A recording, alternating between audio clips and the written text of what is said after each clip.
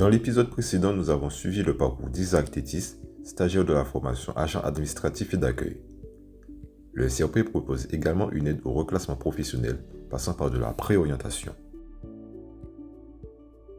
Suite à un grave accident de la circulation, David Amien, ancien chauffeur routier, a dû considérer une autre carrière. Grâce à le SCRP, il a pu bénéficier de l'aide à l'orientation.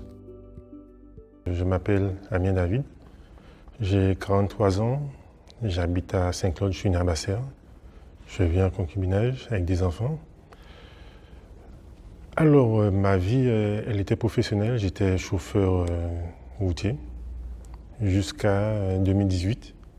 J'ai eu un infarctus qui a fait que ma vie a complètement basculé. Donc, je suis resté 1 an en ALD.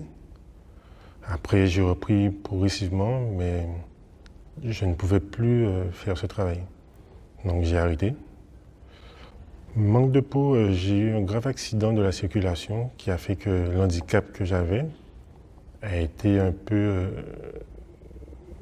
augmenté, si on peut dire ainsi. Parce que j'ai l'épaule qui est fracturée. Là, je fais de la rééducation. Alors, par rapport à la fracture, le chirurgien m'a dit que je ne pourrais pas récupérer la totalité de la mobilité de mon épaule. Mais je pense récupérer une bonne partie qui me permet justement de reprendre la conduite. J'ai eu la chance de rencontrer l'assistante sociale de la sécurité sociale, à la personne de Madame Bessard, qui s'est occupée de moi depuis quand je l'ai connue après mon infarctus. C'était compliqué, parce que je ne pouvais rien faire.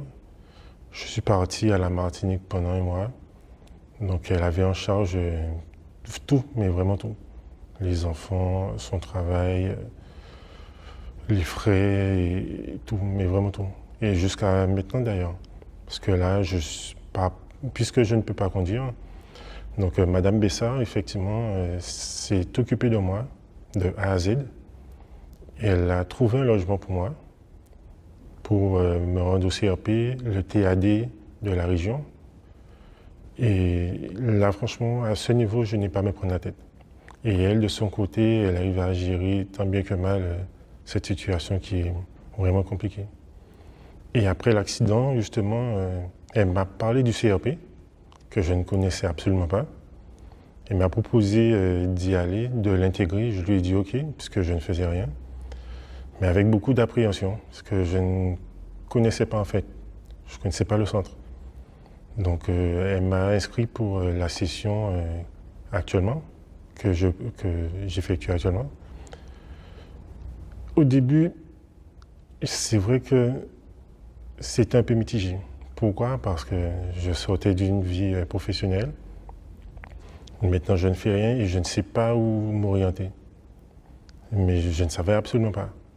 Donc là, maintenant, à mi-parcours, après tous les tests qu'on a fait, les entretiens que j'ai eus, franchement, il y a une équipe pluridisciplinaire qui est excellente. Parce qu'ils prennent en charge ta pathologie, plus ta situation. Donc franchement, à l'heure actuelle, après tout ce que j'ai fait, je sais maintenant vers quoi m'orienter.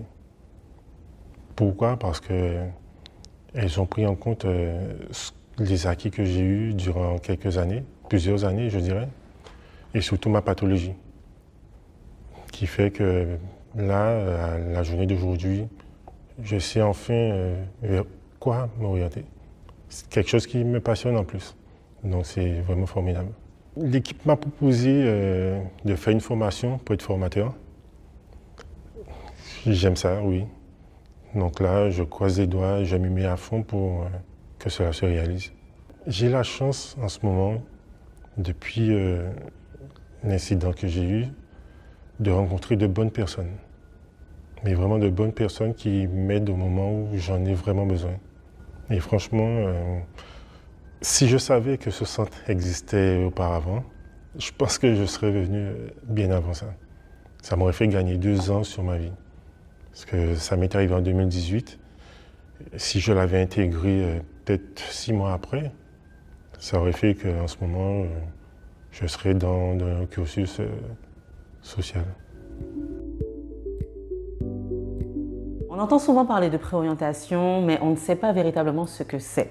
Il s'agit en fait d'une reconversion professionnelle et d'un reclassement professionnel exclusivement dédié aux personnes en situation de handicap.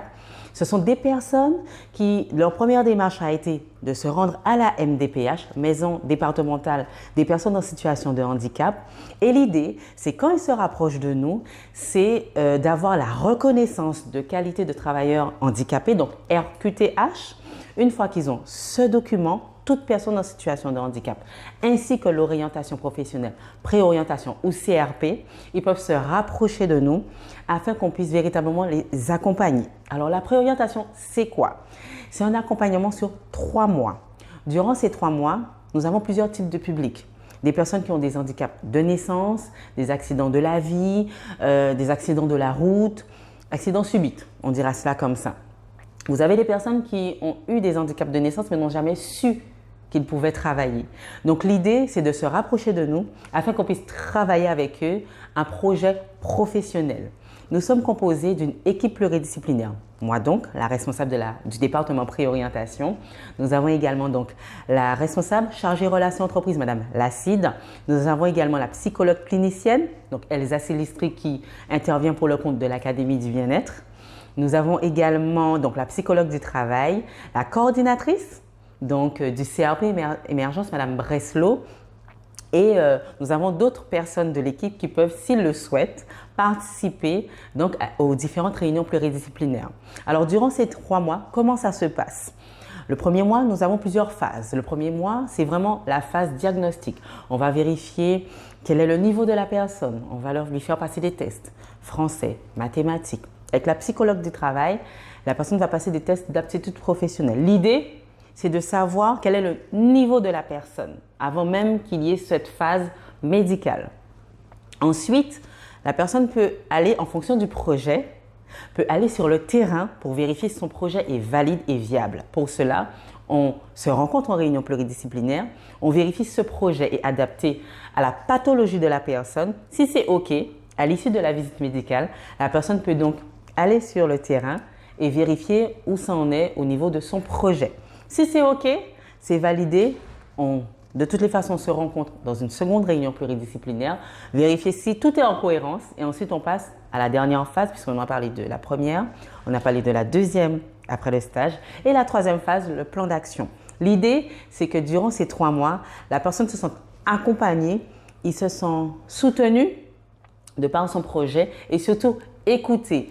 Je n'ai pas parlé tout à l'heure de l'assistante sociale. Hein. Elle fait également partie de la réunion pluridisciplinaire. Souvent, en arrivant au CRP, les stagiaires, nos usagers ont pas mal de problématiques sociales. Ça permet ainsi de pouvoir travailler également avec eux sur leurs problématiques sociales. Puis en fonction de la pathologie, en fonction de la situation de santé de la personne, si le volet social n'est pas dépassé, ni l'aspect psychologique par rapport au stress post-traumatique de la personne ne peut pas travailler son projet. Donc l'idée, c'est que la personne soit accompagnée sur 3 mois dans le cadre de la préorientation. Donc il y a 3 sessions dans l'année, en général les 3 premiers mois de l'année. Ensuite, ça continue jusqu'on fasse les 3 sessions de l'année.